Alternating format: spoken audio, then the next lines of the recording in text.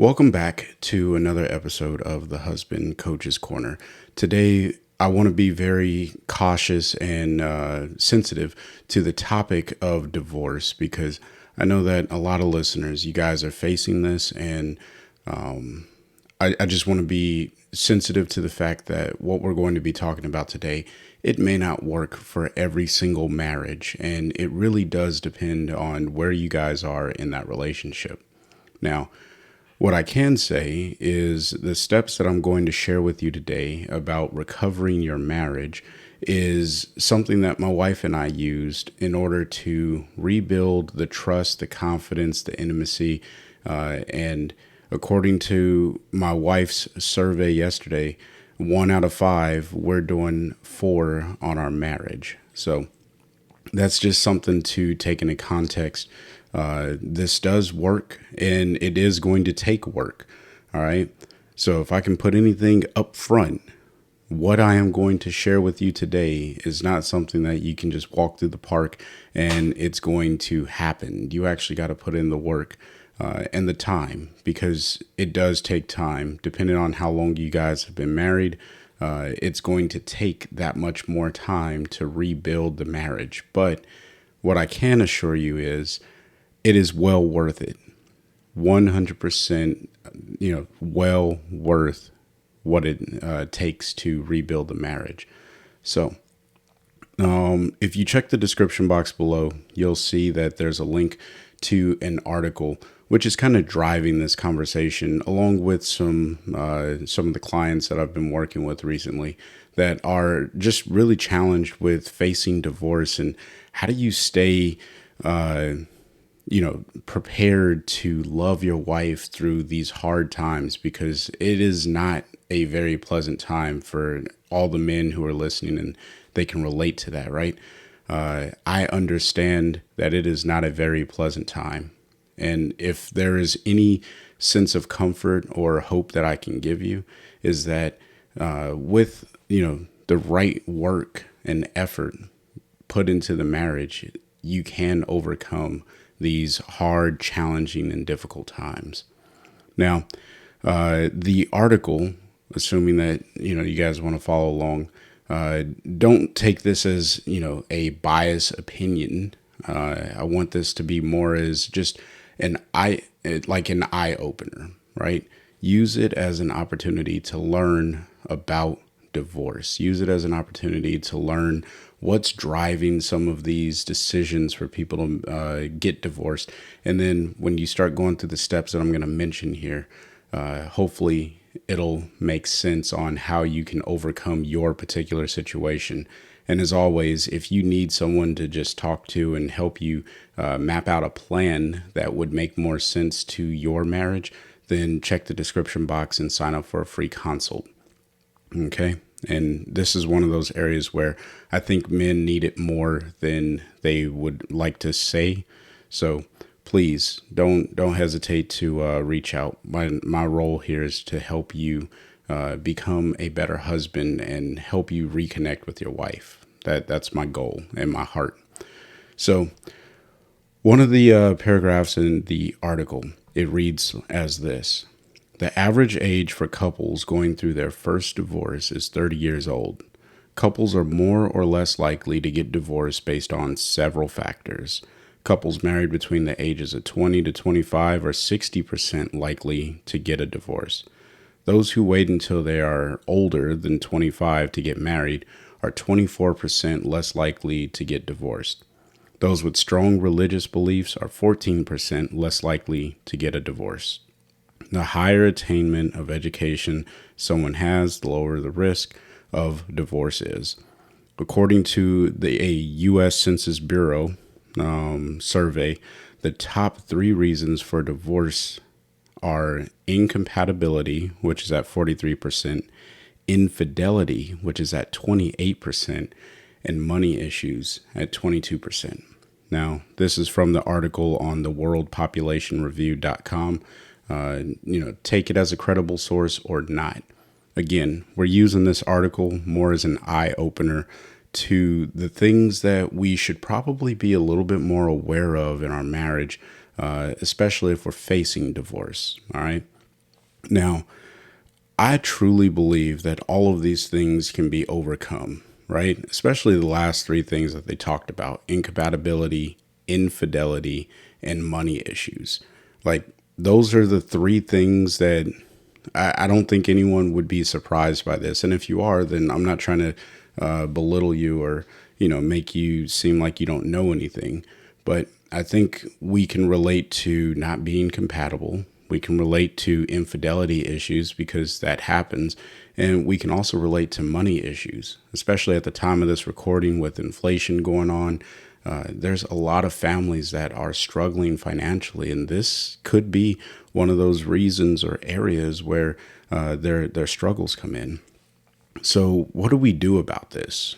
Now, what I do also want to mention is I don't want anyone to get so caught up in the numbers and the breakdown by state or things of that sort. All right. That's not the purpose of sharing this article. It's really just to share some ideas and some challenges that you may be facing in your marriage in order to overcome those things. Especially if, according to this, if you got married in the ages of 20 to 25, I have some ideas of why that would be an issue or why that would lead to divorce or higher divorce rates.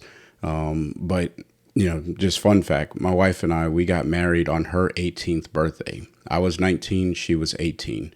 We've been married for 15 years at the time of this recording. Now, I won't tell you that it was 15 wonderful years, right? But it has been 15 years since the day that we said I do. And we've been working on our marriage for those 15 years. Now, to be fair to this article, our divorce challenge or our divorce window when we were contemplating it or just, kind of kicking the idea around, it was definitely in our 20s. Now, I'm only 34, so that doesn't say too much, but hopefully that gets the idea out there that, yeah, maybe there is something to getting married young, but you can easily jump into that 40 percentile, if you will, of being successful if you did get married young, or if you are in your 20s, between 20 and 25, and you're thinking about getting married and you're engaged, then just stick with this because I think that this will be a value added opportunity for you as well. So I've said a lot. Let's go ahead and get into the steps that my wife and I took in order to improve our marriage.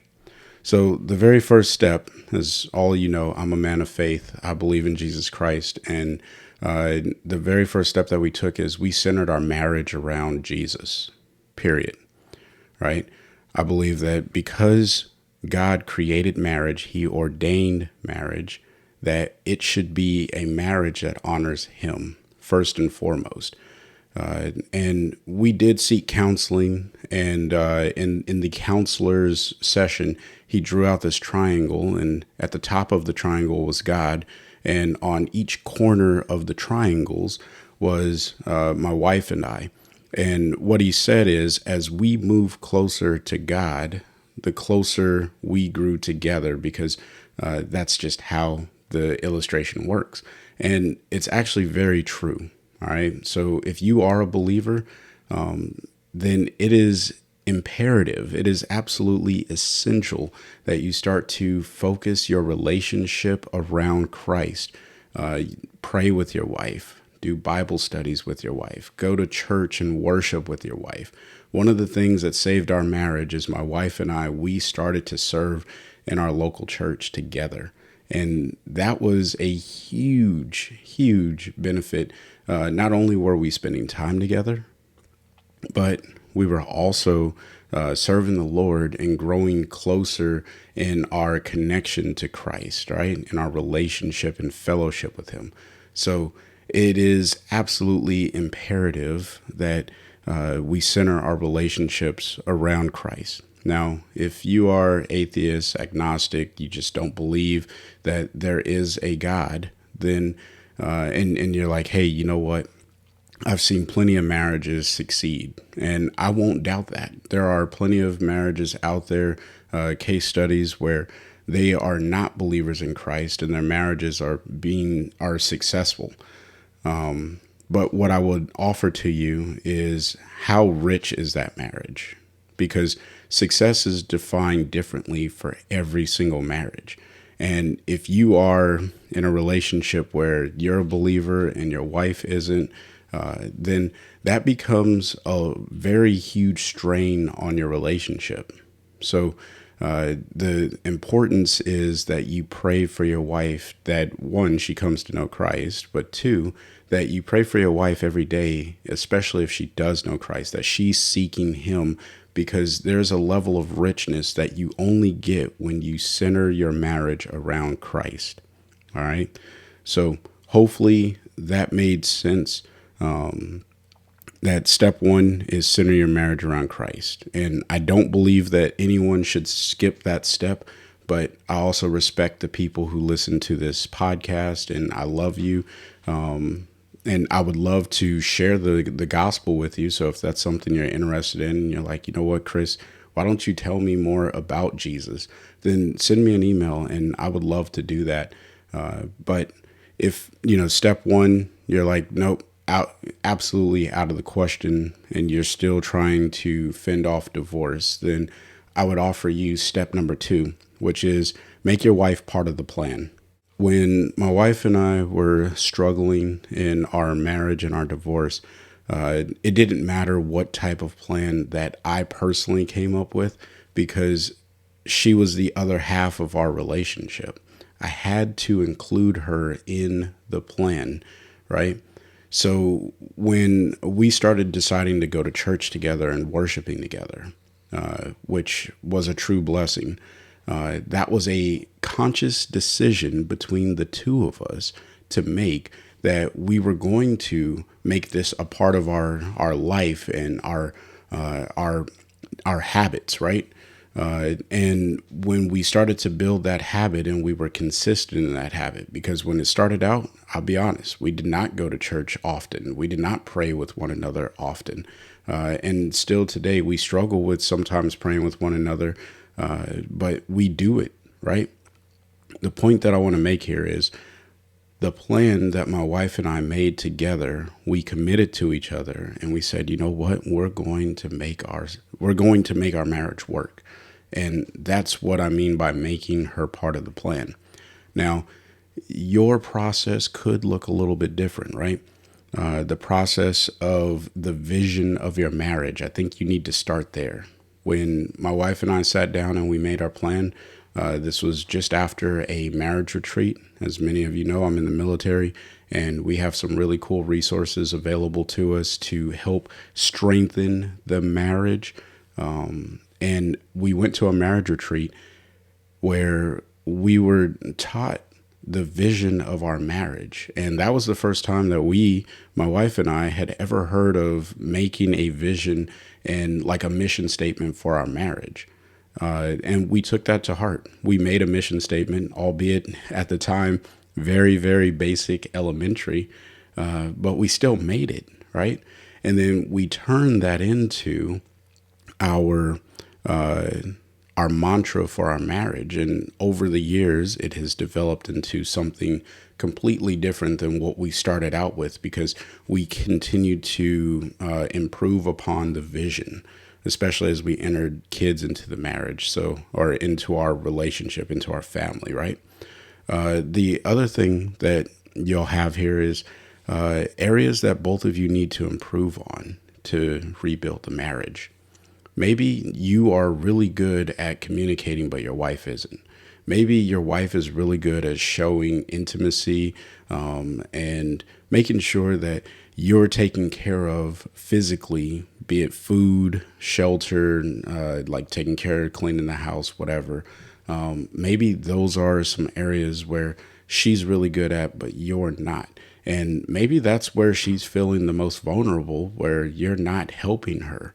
So, become a part of the plan and bring your wife in to be a part of the plan. And you guys develop whatever your way forward is together. So maybe that's you spend a little bit of time helping her clean the house, right? These things, as little as they are absolutely instrumental and important to developing a long-lasting and strong relationship. Now, the next thing is a consistent time to talk with one another every day. When my wife and I were facing divorce, we were living in this 2 bedroom apartment, and I spent a lot of time in the opposite room, or my office at the time. I was into music production, and I spent a lot of time honing in on my craft of music production, from sampling to editing, to you name it, right? I was spending a lot of time on building that craft, and I was leaving my wife to be entertained by the TV, or to be comforted by the TV. That is not a good method, right? I learned, I was young and I was silly at the time, but now that I've learned that it is crucial to spend time with my wife and talk to her, because that's something she values, right? I didn't understand how much she valued just being able to sit down and talk, right? And I didn't truly appreciate the fact that I value sitting down and just talking. I enjoy talking with my wife now. We have some outstanding conversations, and I really do appreciate that. But I wasn't being consistent with talking to her, and that's why we were starting to fall apart. Now, thankfully, we caught it early in our relationship, and we said, hey, you know what? We're starting to become incompatible, right? Going back to the article. And we wanted to find a way to reconnect with one another. The next thing is planning to see a marriage counselor. Now, I think it is crucial that you don't go through the divorce rebuilding process on your own. And this is not me shamelessly trying to plug my own service here, right? I think I can help, but I think you definitely need someone to come alongside you and walk you through rebuilding your marriage. And if that's not me, that's fine. Go find a counselor that can. Go find a mentor, a friend, someone who you trust enough that you can say, hey, look, this is what we're going through, and we need that help. If you're a believer, go to your church. There are resources available at every church that I've been to. And if you are a believer and you're like, hey, Chris, I need to get connected to some resources to help rebuild my marriage, reach out to me. I got some external resources that are not me that I will be more than happy to connect you with, and just help you rebuild your marriage by bringing your plan and bringing your wife into the process of developing the plan. You are building a team, right? It's a team effort. Both of you fighting to keep your marriage safe and whole, right? And intact. If you develop a plan on your own and you start wild gunning it, right? Then your wife may feel some type of way about that. Or she may not even care at all because there's no investment, right? She has no skin in the game. So you want to make sure that you're bringing your wife in early and saying, hey, honey, this is what we need to do. This is what I want to do. This is where I think we should go. You're the leader, and you listen to your wife for the feedback, so that way you guys build a more cohesive marriage. All right. You don't have to do it alone. Now, step 2, making your wife a part of the plan. We've already had step 1, which is center your marriage on Jesus, right? So now we move into step 3, which is spend quality time together. Now, this kind of goes back to step 2, where I was discussing you want to make sure that you are talking with your wife consistently, marking out that time. But the quality time goes a little bit deeper than just sitting down and talking and having those conversations, right?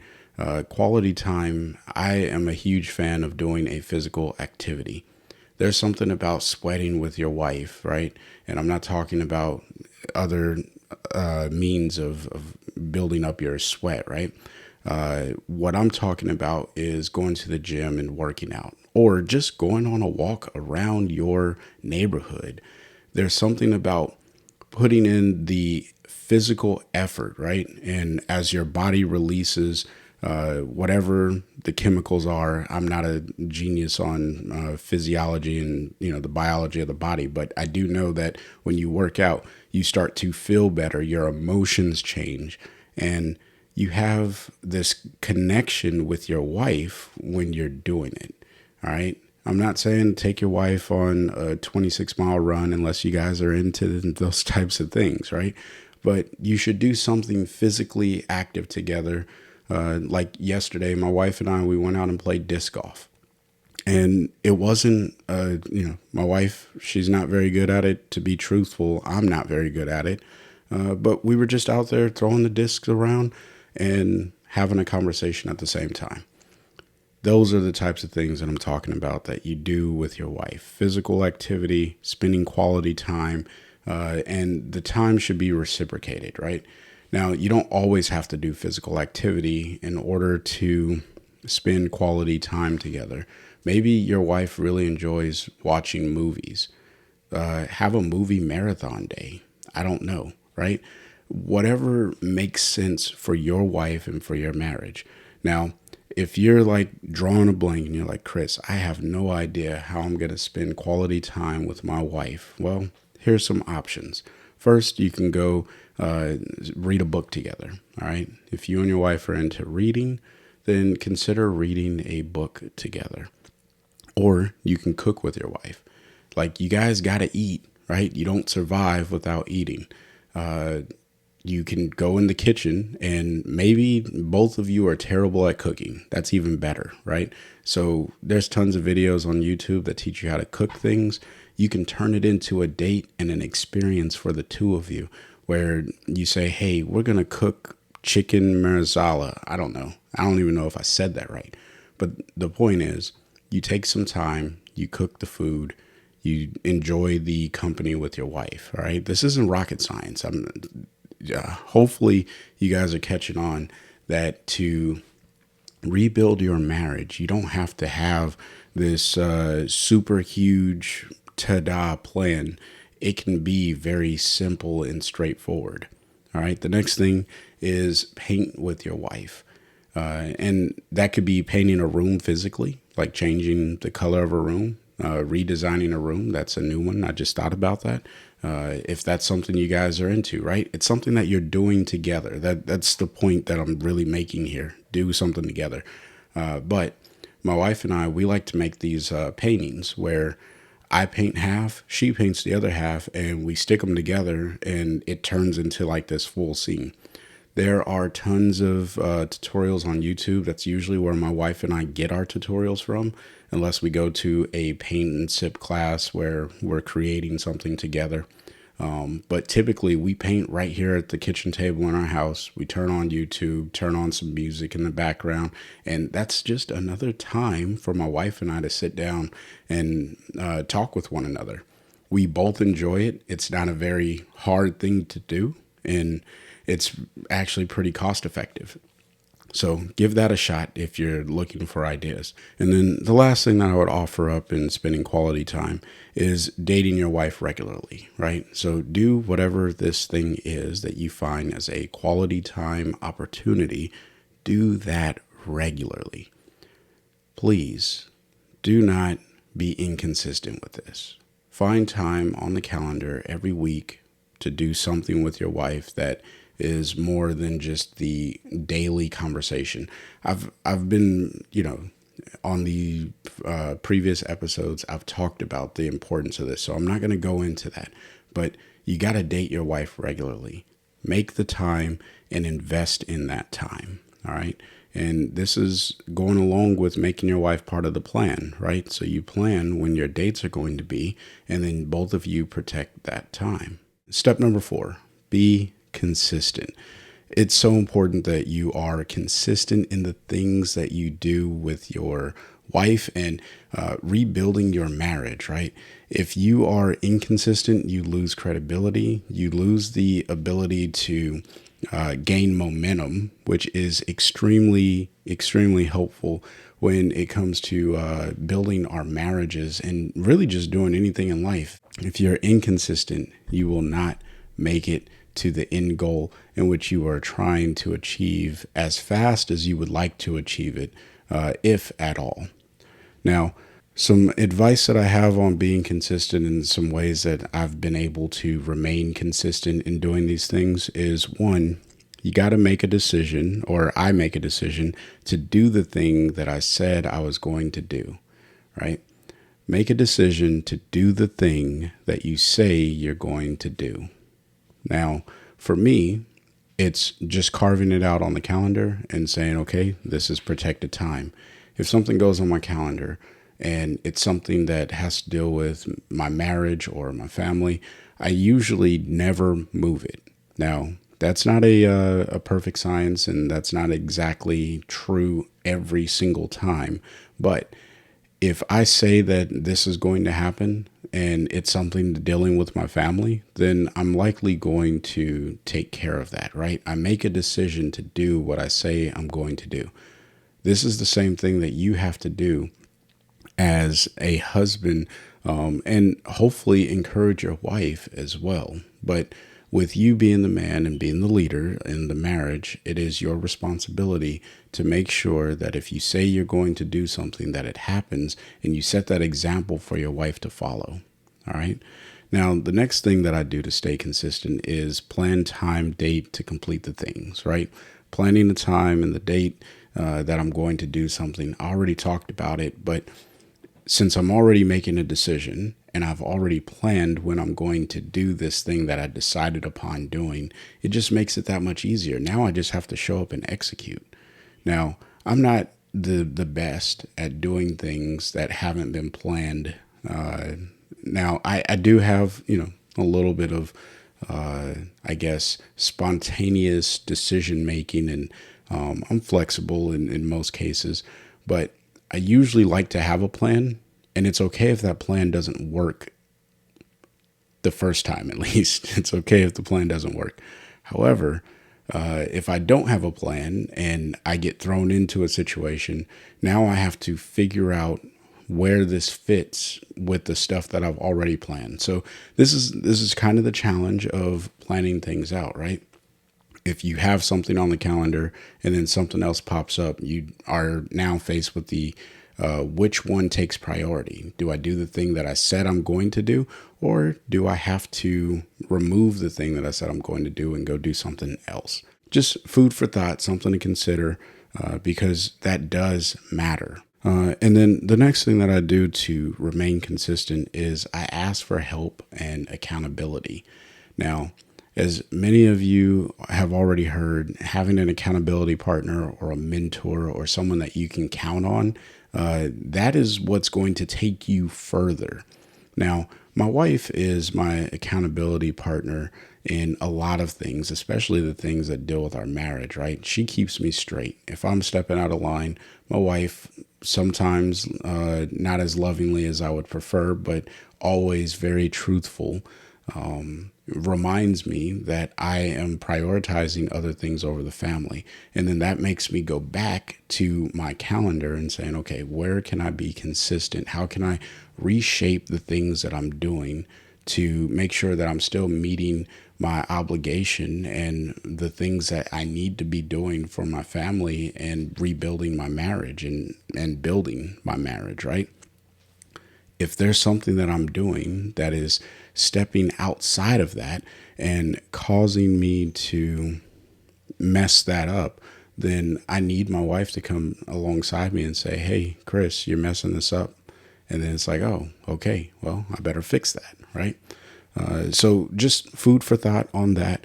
Make sure that you are taking the time to ask your wife to be that accountability partner. Now, if your wife isn't willing to be that accountability partner to help you remain consistent, then that's where you go and you find a mentor or a coach or someone else that can be a third party that says, hey, how are you doing with this? Hey, you're starting to prioritize something else over your wife. Is that really what you wanted to do? And then you can have those hard conversations with yourself or with that individual. All right. But the point here is you got to remain consistent. If you do not remain consistent, you are going to have a very hard time rebuilding your marriage and overcoming divorce altogether. All right. Now, no matter what your plan is to build your marriage, this is the step that you have to kind of go down in order to really see that come through and fully into fruition. All right. So that was step 4. Just to recap, so far we covered step 1, center your marriage on Christ. This has to come first. Step 2, make your wife part of the plan. All right. Whatever the plan is that you're going to make, you got to start with the very first thing is bringing her into it. All right. Step 3, spend quality time. Include quality time into the plan that you guys build. Whatever that is, you got to say, you know what, how can we be around each other and do something that's entertaining and engaging for the both of us. And then step 4, you got to be consistent with doing whatever your plan is so that way you can rebuild your marriage. And step 5 is review your progress. Now, this, again, I'm not breaking news or sharing anything that's over the top, crazy hard to do, right? The concept is simple and straightforward, but the implementation of some of these concepts is hard. But reviewing your progress is, I keep saying things are crucial and important. And I don't want to make this, seem like it's not as important by saying it is crucial and important to review your progress. I think that they're all important in their own lane, category, things of that sort. But what you have to do is say, okay, what is my progress in the plan that we made? Set goals for where you expect to be, either by the end of the month, by the end of 3 months, by half the year, by the end of the year. These are future things that both you and your wife are moving towards. And in the process, you guys are going to grow closer and more intimate. Now, if you're not reviewing that progress, how are you going to know that you actually made it? Right. And, some of the guys that I've talked to in the past, and I'm not criticizing them, but when I said, hey, how are you doing? They'll be like, I'm doing all right. And it's like, okay, well, what does all right mean? Like that's a very arbitrary statement. And it's like, hey, how often are you and your wife talking? Oh, we talk every day. Okay, good. When do you guys talk? What are you guys talking about? Like, you got to know when and what you're doing, especially when you are facing a divorce. And I'm a more analytical kind of person, so I get that some of these things of writing stuff down and tracking it comes a little bit more naturally to me. But you can do a very simple logging technique to monitor your progress whenever you are making your plan, right? So you write your plan out and then you write your frequency and then you just make a little tick mark next to every time that you guys do one of those things.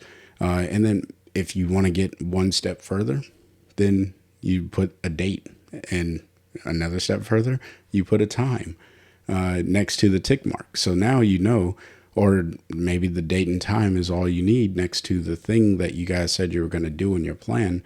And then you can look back at it at the end of the week and say, okay, we said we were going to have dinner as a family 3 days out of the week, 4 days out of the week. And then you look at your progress sheet and you're like, oh, no, we didn't do that. So then you can go back and say, okay, well, why didn't we do that? Was there a real reason why? Or did I prioritize something else over rebuilding my marriage or the thing that we said we were going to do? You see, that's how you start to really understand where your issues, your challenges, your problems lie in your marriage. But until you get to that level of understanding and fidelity, you're going to always give those arbitrary statements of, well, we're doing all right and we talk often. Like, you can't measure often, right? Because often to me is going to be different to you, to my wife, to someone else, because there's no real scope or left and right limit of what often actually relates to. Often just means more than once, but less frequently than what I probably ought to do, right? And just by me giving that definition, you might say, well, no, often to me means that I do it most of the time. And that is a different breakdown. But if you have it written down, you can go back and say, okay, on Tuesday we did it, on Wednesday we did it, on Friday we did it, but we didn't do it any other day of the week. Then you can have those detailed conversations of, okay, well, why didn't we do it on these other days? What else was competing that caused us not to do it? Or were we having an argument? And then that can maybe help point you down a path to finding out, okay, well, maybe we argue about things more frequently on this matter or on this topic, and it's centered somewhere around when we're supposed to be having dinner. So maybe we can make a resolve that since we already decided that we're going to have dinner together as a couple, then maybe we have our argument after dinner. So we're at least accomplishing this together, right? Again, the importance of making your wife part of the plan so that way you guys can come together and say, hey, look, we're not doing the thing that we said we were going to do. Can we modify and do something a little bit differently so that way we can accomplish the thing that we said we're going to accomplish?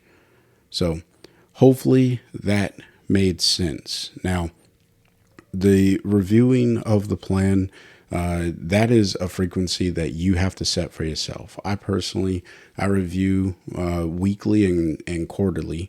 There are some things that I review weekly. I think I said weekly. I meant to say monthly. I review monthly and quarterly. There are some things that I sit down and I talk to my wife weekly about, but usually our finances are checked out on a quarterly basis, like, hey, or a monthly basis if we have a big purchase coming up, things of that sort, right? Because that all ties back into making sure that your marriage is good to go. Because that was 20 some odd percent, 22% of the marriages that were ending in divorce because of money issues. And I don't think that it's money issues alone, but if I can remove that from the equation and make that less of an issue, then I think that our marriage between my wife and I is going to get better. It's going to improve. It's going to be phenomenal. All right. So that's the reason why I review when I do. But maybe for you, your review needs to be daily, right? Maybe you need to review how you're doing daily. Maybe you need to review how you're doing every other day. I don't know. That's something for you to kind of develop and figure out. Now, again, if you need help trying to figure that out, like how often you should review, then reach out to me, set up a consult, and we can make a plan that's centered around specifically just reviewing your progress. Whatever it is that you need help with, I will help you. And hopefully this holds true to all of the clients who listen to this podcast, that when we sit down and we do a consult, I'm not just telling you what to do. I'm understanding what your situation is and then offering you ideas and seeing if that's something that makes sense. Because if it doesn't, then we need to tailor it. This is a game plan that is catered to you and your relationship. So hopefully that is something, if you are someone that's struggling with your marriage and you're like, you know what, I just need some help, then reach out. All right. I will absolutely help you the best that I possibly can. So I've said a lot. I'll remind you of the 5 steps to recovering your marriage or rebuilding your marriage or restoring your marriage, which is step 1, center it on Christ. All right. Center it on Jesus. Step 2, make your wife part of the plan. Step 3, spend time together, spend quality time together. Step 4, be consistent with whatever it is that's inside of your plan.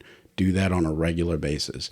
And then step 5, monitor your progress. Guys, don't skip step number 5.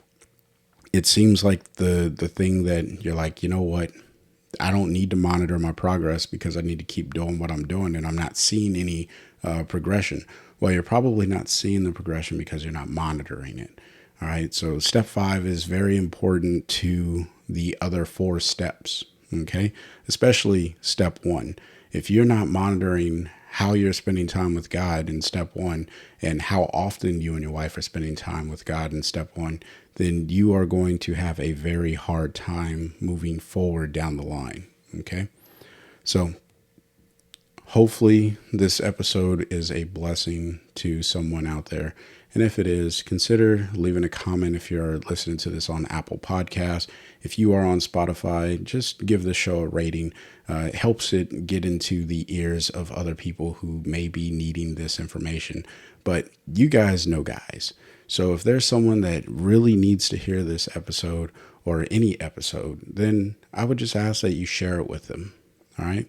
And until next time, I want you guys to find a way to love your wife every day. Peace.